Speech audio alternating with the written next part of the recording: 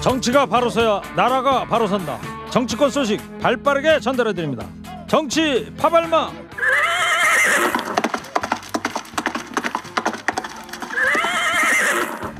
자, 오늘도 열심히 달려보겠습니다. 정치 파발마. 자, 먼저 지치지 않는 땡벌 봉보라봉봉 봉봉봉. 난 이제 지쳤어요 땡벌. 파발마는 절대 안 지칩니다. 최진봉 성공회대 교수입니다. 네, 안녕하세요, 최진봉입니다. 두 번째 정치 파발마 소개합니다. 시사평론가 로이 암스트롱.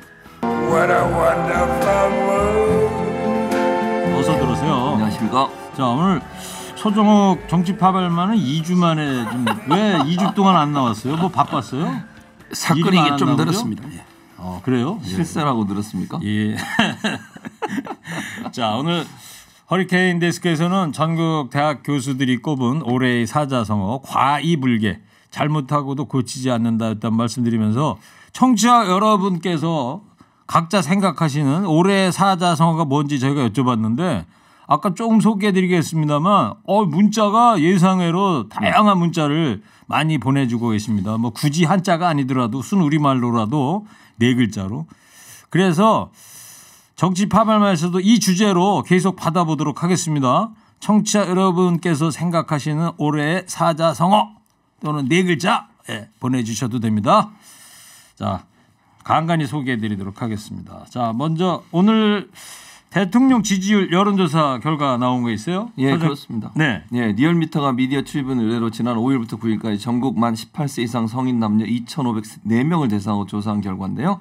윤 대통령의 국정성에 대한 긍정평가는 38.4%였고요. 부정평가는 58.8%였습니다. 지난주보다 각각 0.5포인트, 0.1% 동반 하락을 했습니다. 그래서 긍정은 0.5, 부정은 0.1 동반 하락을 했고요. 네. 이번 조사의 자세한 사항은 중앙선거 여론심의조사위원회, 선거 여론조사심의위원회 홈페이지를 참조하시면 됩니다. 버벅거리지 말아주십시오. 네. 자, 이제 결과 어떻게들 해석하시는지. 저번 주하고는 이제 거의 똑같습니다. 0.5. 0.5니까요. 뭐 의미가 없는데 전체적으로 보면 이게 과거에 20%대까지 떨어진 거에 비하면 상당히 그 몇 주 동안 꾸준히 상승한 거 맞고요. 그거는 저는 이제 그 윤석열 다음 결국은 이제 법과 원칙에 따라서 그 화물연대 파업이나 민노총의 파업에 대해서 단호하게 대처한 거 있잖아요. 네. 그리고 이제 가짜뉴스에 대해서도 대통령실이 엄중하게 고소하면서 대처했잖아요. 이런 게 윤석열다운 법과 원칙, 이게 바로 지지율 상승의 배경이다 이래 봅니다.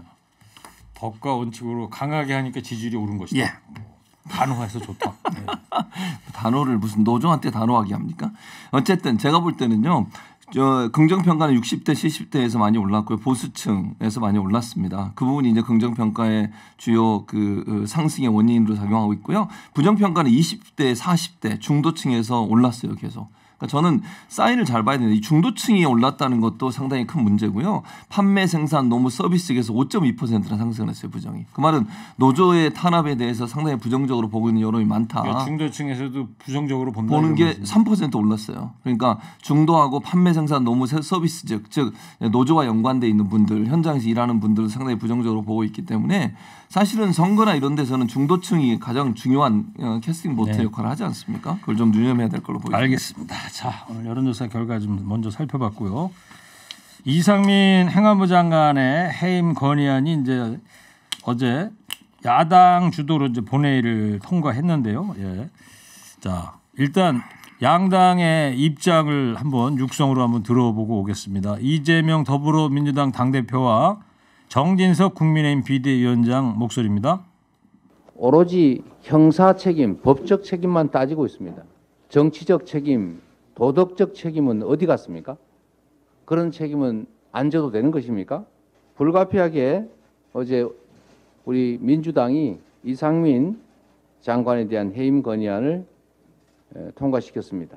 윤석열 대통령께서는 국민의 뜻, 국회의 뜻을 존중하시기를 당부드립니다. 국민의힘이 국정조사를 거부하겠다는 뜻을 나타내고 있습니다. 국정조사는 국회의원의 권리가 아니라 국회의원의 의무이자 책임입니다. 마음에 들지 않는다고 함부로 던질 수 있는 것이 아닙니다. 민주당의 몽리로 2014년 국회 선진화법 제정 이후 처음으로 12월 9일 정기국회를 넘겼습니다. 회기 내 예산안을 처리하지 못했습니다. 어제 민주당은 이상민 행안부 장관 해임 건의안을 단독으로 처리했습니다. 다수 의석으로 힘자랑만 일삼는 민주당의 입법 전횡, 국정 딴지 걸기가 끝모르게 계속되고 있습니다. 자, 민주당이 국정 딴지 걸기 하고 있다. 서정욱 변호사님 어떻게 보십니까? 저는 이상민 장관에게 책임을 안 지겠다는 게 아니고요. 순서를 바로잡자는 거예요. 먼저 조사하고 나중에 그 조사 결과에 따라서 책임을 묻자. 이런 데 주장이거든요. 우리가 국정조사를 하는 이유가 있잖아요. 먼저 이게 정확한 진상을 규명하자. 그런데 가장 핵심 정인이 이상민 장관 아닙니까? 그런데 조사도 하기 전에 해임부터 시켜놓으면 그럼 이게 그다음에 뭘 조사합니까? 해임된 사람을 불러서 조사합니까? 그게 아니잖아요. 따라서 저는 책임 안 지겠다는 게 아니고 순서를 바로잡자. 먼저 이게 국정조사를 하고 그 결과에 따라서 책임을 묻자. 이런 주장입니다. 네. 최진봉 교수님 순서가 바뀌었다 이런 주장을 하시는데요. 아니 순서 전혀 안 바뀌었고요. 해임돼도 충분히 부를 수 있어요. 국정조사에서 해임된 사람도 와서 얘기할 수 있고요. 밑에 있는 사람들도 다 행안부 관련된 보고할 수 있고요. 그래서 전혀 문제가 되지 않는다고 봐요. 이상민 장관이 해임됐다고 해서 국정조사 증인으로 나올 수 없는 건 아니잖아요. 본인이 나와서 할 수 있고 저는 또 우리가 그 긍정적이라 표현하는 건 뭐냐면 행안부 장관 자리에 있으면요. 보고 내용이나 아니면 그 국회에 제출한 자료에 대한 영향을 미칠 가능성도 있어요. 차라리 해임된 상황에서 국정조사 똑바로 받고 본인이 잘못한 거 다 밝혀지고 또 행안부에서 그동안 혹시나 이상민 장관이 장관으로 있으면서 제대로 밝히지 못한 부분이 있다면 그 자료도 더 받고 이럴 수 있는 기회도 된다고 저는 봅니다. 그래서 해임된 게 왜 국정조사와 무슨 연관이 있는 건지 물론 해임된 것도 아니죠. 지금 해임 건의안이 통과된 게 국정조사와 무슨 연관성이 있다고 이런 목리를 부르는지 모르겠어요. 저는. 알겠어요. 자, 이제 해임 건의안이 이제 통과는 됐는데 문제는 이제 윤석열 대통령의 입장이에요. 어떻게 할 것 같아요? 거부권을 행사할 것이다. 모든 매체가 지금 그렇게 하고 있는데. 거부권이 아니고요. 네. 그냥 무시하는 거죠. 뭐. 무응답. 예. 그래도 돼요? 예? 그래도 되냐고. 그래도 되죠. 왜냐하면 이게 그 법에 예를 들어서 해임 건의안이 청와대로 대통령실로 전달이 되면 예. 뭐 며칠 안에 그런 거 어떻게 없습니다. 그런 거 없어요? 아무 의미 없어요. 그래요? 그냥 이게 말 그대로 건의일 뿐인데. 지난번에 박진 외교부 장관 해임 건의안 때는 거부권을 행사하지 않았습니까? 그런데 그거는 이제 거부권이 아니고 권리가 아니고 예. 그냥 이게 안 하겠다는 의사 표시를 한 거고요. 거부 의사 표시를. 그러니까 그렇게만 하면 끝나는 거예요? 예. 뭐 그대로 이게 이번에는 그조차도 저는 시간 낭비라 봐요. 그래요. 그냥 이게 말도 안 되는 안 받아들이겠다 이런 말도 할 필요도 없다. 아예 그냥 무시해 버리는 거죠. 그 앞에 뭐 접두사가 하나 붙으면 더 좋은데 뭐 무시. 근데 방송에 막말할 수 없으니까 네. 근데 이게 무시하면 되고요. 지금 이게 87년 이후에 해임 건의안이 5번 나왔거든요. 그런데 벌써 이게 1년 사이 몇 달 사이에 2번이나 했는데 이런 식으로 이게 조자룡 헝칼 쓰듯이 국회가 숫자만 믿고 네. 해임 건의안 밀어붙이면 뭐 저는 이게 그 청와대가 전에 대통령실이 반응할 필요 없고 국민들이 그 야당을 심판할 걸로 봐요. 네. 조자룡 헝칼은 아마 조자룡이가 쓰던 칼이라 헝칼이라도 성능은 괜찮을 것 같다는 생각은 드는데. 아니 서정욱 변호사 주장에 어처구니가 없어서 제가 아니 행정부가 국회를 이렇게 무시해도 되는 겁니까? 물론 대통령이 거부권 행사할 수 있어요. 뭐 안 해도 됩니다. 대통령 권한이니까요. 근데 그건 국민이 심판하는 거예요. 박근혜 정부 때 한 명, 그러니까 박근혜 정부 때도요. 해임 건의안 나오면 대부분 다 이명박 정부 때는 해임 건의안 나오면 다 해임이 됐어요. 본인이 스스로 물러나지 자진 사퇴하든지. 대체적으로 국회가 그렇게 결정한 사안에 대해서 행정부는 존중하고 국회는 국민을 대변하는 기관이잖아요. 그 기관에서 결정한 사안에서 행정부가 무시해버리고 네. 뭐 자기 마음대로 가버리고 이렇게 하는 게 좋습니까? 지금 2번이나 됐다. 해임 건의안이 2건이나 올라왔다는 데서 윤석열 정부가 얼마나 문제가 있는지를 보여주는 하나의 극명한 사례라고 저는 생각해요. 네. 해임 건의안을 국회가 마음대로 막 냅니까? 입법부를 너무 무시하는 처사다. 그리고 이상민 행안부 장관이 입장을 밝혔어요. 이상민 장관은 특별히 지금까지는 제가 오늘까지 들어올 경우까지는 자기 입장을 따로 밝히지 않았어요. 네. 그러니까 들어가면서 아마 여러 번 물어본 것 같아요. 그랬는데 기자들이 질문했음에도 불구하고 이상민 장관 특별히 뭐 의견 없고 대통령실에서도 입장 밝히지 않으니까 행안부 장관도 입장을 밝힐 건 없겠네요. 그런 상황이라고 볼 수 있을 것 같습니다. 국민의힘에서는 이 대선 불복이다 이런 얘기까지 어제 나오더라고요. 국회에서. 국민의힘은 대선 불복이 상관이 있는 거예요? 이상민 장관 해임 건의안 통과가? 뭐 저는 이게 그 관계 있다 보고요. 국민의힘은 이제 그 세 가지로 대응하면 됩니다. 첫째는 이제 그냥 무시한다 하나. 두 번째 국정조사 위원들 다 사퇴한다. 보이콧한다. 그다음에 세 번째 국정조사를 일방적으로 하면서 출석 요구하면 정인이나 참고인 나가지 않는다. 무시해버린다. 이런 식으로 이게 저는 대응하는 게 맞다. 왜냐하면 이게 조사도 하기 전에 미리 다 해임하고 다 이게 해놓고 이제 와서 이게 늦게 조사하는 거 그거 조사할 이유가 없잖아요. 어차피 이게 밑에 실무자들은 경찰이 잘하고 있습니다. 서장이나 뭐 실무자들은 결국에 국정조사라는 거는 정치적 조사거든요. 그러면 이게 가장 중요한 조사가 이상민 장관 조사입니다. 근데 이미 조사도 하기 전에 해임했으니까 조사할 필요 없잖아요. 밑에 뭐 부하 직원들 실무자들이야 다 이게 경찰이나 수사 열심히 하고 있잖아요. 따라서는 아예 조사를 보이콧해버려야 된다. 이래 봅니다. 그래요.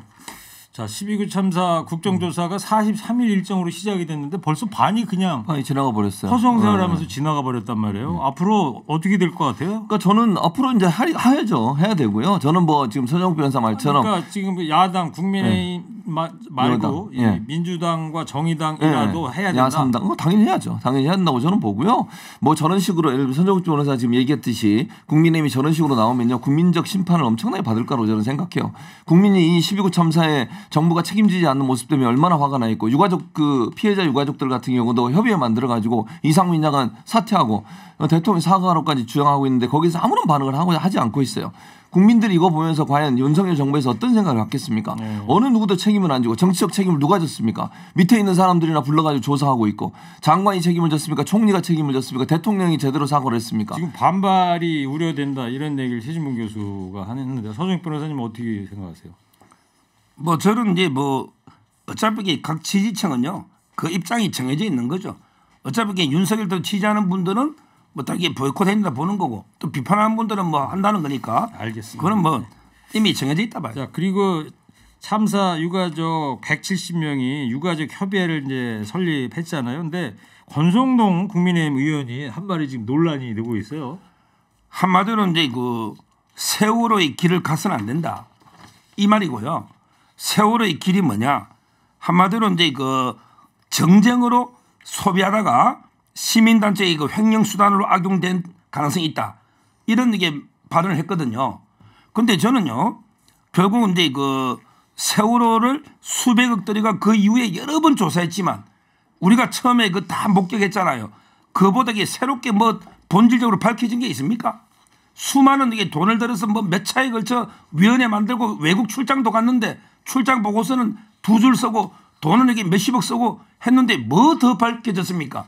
이래서는 안 되고 그리고 이제 안산시에서 세월호 보조금 중에 북한 뭐 찬양 교육이나 이런 게 여러 군데 다른 데 악용된 예가 많이 나왔지 않습니까? 감사해서 따라서 이제 권성동 의원은 그런 길을 가서는 안 된다. 우리가 이게 그 유족들의 뭐 모임이나 순수한 추모는 저희가 이게 그 지원해주고 이래 해야 되지만 그렇지만 이게 이런 자리에 꼭 끼는 사람 세월호에 낀 정치꾼이 여기 또 꼈더라고. 이런 게 국가적 참사만 생기면 딱 나타나는 사람들이 있어요. 이게 직업적인 병 같아. 이런 거는 제가 이게 조심해야 된다. 이런 뜻입니다. 근데 뭐 국정조사 착수도 안 한 시점이고 말이죠. 유족과 시민단체를 향해서 횡령의 우려가 있다. 이거에 대해서 최진봉 교수님 어떻게 보십니까? 말도 안 되는 소리죠. 그리고 지금 서정욱 변호사 북한 찬양 교육을 했다는데 무슨 근거로 이런 얘기를 하는지 모르겠어요. 나중에 이제 뭐 그게 뭐예요, 방송에 나가면 이제 알아서 보조금 중에 보면 김일성 뭐 주사박 교육이나 이런 게 다 감사원이 놓지 않습니까? 아니 안산시에서 뭐 저는 그 사실도 뭐 확인을 해봐야 된다고 생각하고요. 안산시에서 여러 가지 교육을 했는데 그게 세월호에서 보조금 받아가지고 그 교육을 했는지 아닌지 연관성도 직접적으로 없는 걸로 저는 알고 있는데 그런 주장을 하시면 안 되고요. 이게 말이 됩니까? 세월호가 정쟁으로 소비되는 거 누가 이렇게 만들었습니까? 당시에 박근혜 정부 때 여당 아니었습니까? 정쟁 삼고 조사 못하게 하고 방해하고 그 소위 시민사회 단체들 그 당시에 보수 시민사회 단체들 세월호 그 유가족들 그 집회하는데 옆에 와가지고 폭식 집회하고 이런 식으로 했잖아요. 방해하고 아니 제대로 그러면 상임위원들도 마찬가지예요. 그 당시에 그 여당의 상임위원들이 제대로 역할 안 해가지고 세월호 진상조사위원회 꾸렸는데도요 방해하고 이래가지고 제대로 못했어요. 그럼 누가 정쟁으로 한 거예요 대체? 그리고 이게 뭐 시민사회단 횡령수단으로 악용될 수 있다고 하는 이런 우려를 표현했다는데 무슨 근거로 이런 얘기를 하는지 모르겠어요. 알겠습니다. 예. 자, 두 분의 생각 들어봤고요. 오늘은 청취자 여러분 올해의 사자성어 또는 네 글자 뭐라고 생각하시는지 받고 있습니다. 근데 이 사자성어 하면 또 서정욱 변호사잖아요. 중간중간 제가 뜻을 좀 여쭤보면 서변께서 설명 좀 해주시기 바라고요. 자, 적반하장. 네. 그죠? 네. 제가 하려고 도적이 거꾸로 몽둥이 든다 네. 이러고 후한무치 다 아시는 거고 양두구육. 예, 양두구육은 좀 그거는 이제 이준석 대표가 매일 하던 말 아닙니까? 네. 이준석 전 대표가 했던 거를 염두에 둔 건 아닌 것 같고요. 그죠? 올해 한 해가 이런 것 같다. 아니면 몰수 욕계 미창. 예, 욕에 저거 아니에요. 덮고자 욕심을 내면 오히려 더 드러난다. 거기 2등 아마 한 걸로. 그렇죠. 그렇죠. 올해. 예. 줬다 뺐냐. 예. 검사 천국. 무슨 밥 천국이 아니고 검사 천국. 예. 근묵자흑. 근묵자흑. 뭐죠? 근묵자흑. 그거는 이제 근주자적의 대꾸죠. 네. 거기 먹이 옆에 있으면 검어진다는 거예요. 오. 왜 이런 그 사자성어를 보내셨을까? 청취자께서. 자, 또 연구 없다.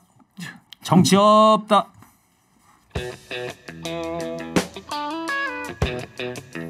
자, 여야가 이제 15일 날 예산안을 합의하기로 뜻을 모았습니다. 예. 최준봉 교수님. 네, 그렇습니다.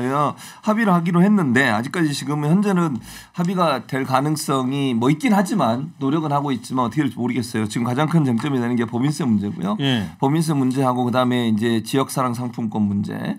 그리고 또 하나는 그 부부 기초연금 같은 경우에 부부가 같이 받는 경우가 있거든요. 네. 이걸 이제 부부 같이 받는 걸 현 정부에서는 윤석열 정부에서 한 사람 빼자. 그러니까 남편 부인이 있으면 한 사람만 마치 2개 받으면 안 된다. 이렇게 주장하는데 이제 민주당은 이거 둘 다 지급해야 된다. 이런 논란들이 있어서 법인세가 가장 큰 아마 걸림돌인 것 같고요. 협의는 계속 해나가서 15일에 통과되도록 노력한다는 입장 밝히고 있는 상황입니다. 이 정치라는 게 그 나라의 재화를 어디다 쓸 것이냐 이걸 정하는 게 저는 정치라고도 생각이 드는데 이 법인세 얘기 이거 좀 서정욱 변호사 간결하게 이게 왜 논란이 되고 있는지 한마디로 제가 예를 들면 1분 안에 네. 10초 만에 네. 삼성전자의 법인세를 깎아준다 해서 이재용 회장한테 무슨 도움이 됩니까? 삼성전자 법인세를 깎아주면 이재용 회장의 그 재산 소득세를 깎아주는 겁니까? 알겠어요. 예, 똑같잖아요. 전혀 이거 부자 감세와 관계없는 거예요. 그러나 민주당 입장은 다르지 않습니까? 부자 감세죠. 왜냐하면 이게 지금 법인세 감세를 하면 혜택 받는 게 100여 개 기업 정도 돼요. 이제 대기업 포함, 재벌 대기업 포함해서 100여 개 정도의 기업만 혜택을 받는 것이고요. MB 때 한번 이런 거 한 적 있어요. 우리 그 서정욱 변호사 친한 MB 때 서정욱 변호사가 주요 직책을 맡았으니까 어쨌든 그때 했는데 효과가 전혀 없었어요. 지금 법인세 이제 주장하는 게 뭐냐면 국민의힘에서 법인세 깎아주면 그걸로 낙수 효과 있어가지고 경제가 돌아가고 연구개발비에 쓰겠다고 그랬는데 MB 때 법인세 깎아주는데요. 그거 가지고 다 저축해 놓고요. 은행에다가 땅 사고요. 이래가지고 재산 증식에 썼어요. 무슨 낙수 효과입니까? 낙수 효과가. 지금 국민들 중소기업 하는 사람들 아니면 지역 소상공인 자영업자들 너무너무 힘들어서 그 사람들 세금은 더 올리고 이렇게 법인세 돈 많이 벌고 아니 코로나 때도요. 그 자영업자 소상공인들 어려웠지만요. 대기업들은 다 성과 냈습니다. 자, 여기에 대해서 서정욱 변호사 뭐 반론 있으세요?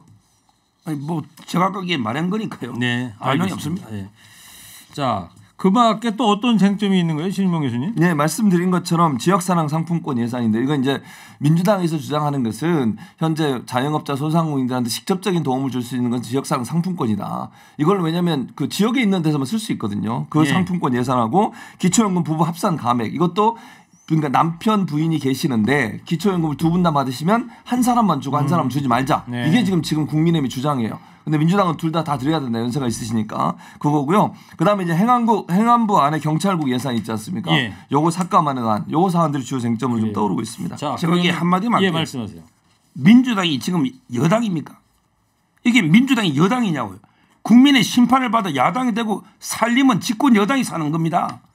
예산안도. 그런데 민주당이 자기들 예산 밖에 지역사랑 뭐 행안부 삭감 지금 이게 정신 좀 차려야 됩니다. 국민의 준엄한 심판을 받아 나라 살림을 정권 뺏긴 게 지금 여당이냐고. 나라 이것 살려면 보세요. 여당만 해야 된다 이런 말도 말씀. 안 아니 되는 집권 여당이 기본적으로 아니 살려면 하는 거죠. 집권 여당 국회 예산권이 국회에 있는 거예요. 국회에. 뜯으리지 마시고요. 아니, 죄송합니다. 네. 아니 말이 안 되는 소리를 하니까 제가 그러죠. 국회가 예산을 감시하고 그다음에 예산을 이거 계획하고 할 수 있는 감액할 수 있는 권한이 있어요. 그 견제하라고 국회에다 그런 권한을 줬는데 행정부 마음대로 합니까 그러면? 감액이 아니고 정의가 0.7%로 이긴 사람이 자기들 마음대로 다 하라고 돼 있는 거예요. 국회가 그거 감시하라고 있는 거 아닙니까? 자, 정의 걸렸다는 거죠. 15일 날 이제 합의 처리하기로 한 날이 이제 15일인데 사흘 남았는데 어떻게 해요?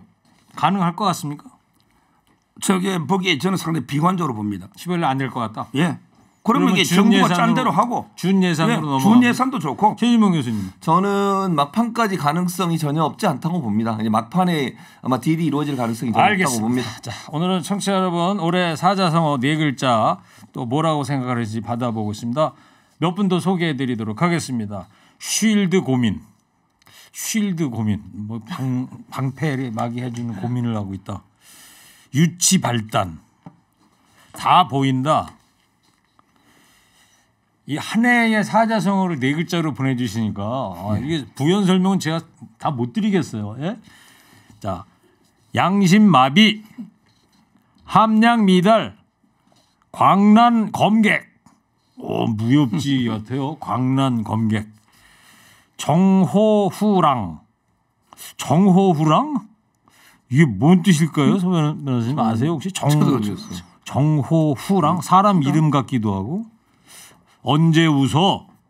이건 또 뭔 뜻일까요, 서 변호사님? 앞문에서 호랑이를 막으니까 이 뒷문으로 정호가 아니고 전호 앞전자 그러네요. 그런 거 역시 사자성어의 달인입니다. 예, 맞아요. 예. 정호 후랑이 아니고 그러니까 앞전자 디우자. 앞에는 호랑이 뒤에 늑대가 들어온다 뜻의 사자성어. 불행한 일이나 난처한 일이 연달아 일어나는 것을 비유할 때 쓴답니다. 네. 언제 웃어? 예, 이런 문자도 인정할게요. 서 변호사님 암기력 좋다는 거. 팬분이 갈수록 늘고 있습니다. 네. 자, 오늘 여기까지 하고요. 두 분도 한 줄 평 하겠습니다. 예. 자, 두 분도 사자성어 또는 4글자로. 자, 서정욱 변호사가 먼저 할게요. 3, 2, 1. 법불아귀. 어렵다. 뭐예요? 법은 권세 눈치 안 보고 공장에 적는다. 법과 문재인 원칙이다. 이재명까지 법에 적용되야 된다. 예, 법과 원칙이다. 예. 예. 좋겠어요. 아는 거 많아서. 좋겠대요. 아는 거 많아서. 예. 정말 아는 거 많아서 좋겠어요. 예. 이어서 최진봉 교수님. 예. 3, 2, 1. 불안돈목.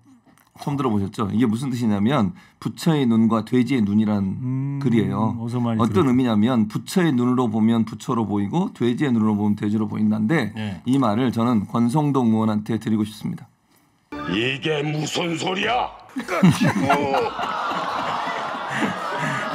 어려운 사자성어를 해주셨는데 너무 어려웠답니다. 예. 자, 정치파벌마 지금까지 최진봉 교수, 서정욱 변호사였습니다. 두 분 고맙습니다. 감사합니다. 감사합니다.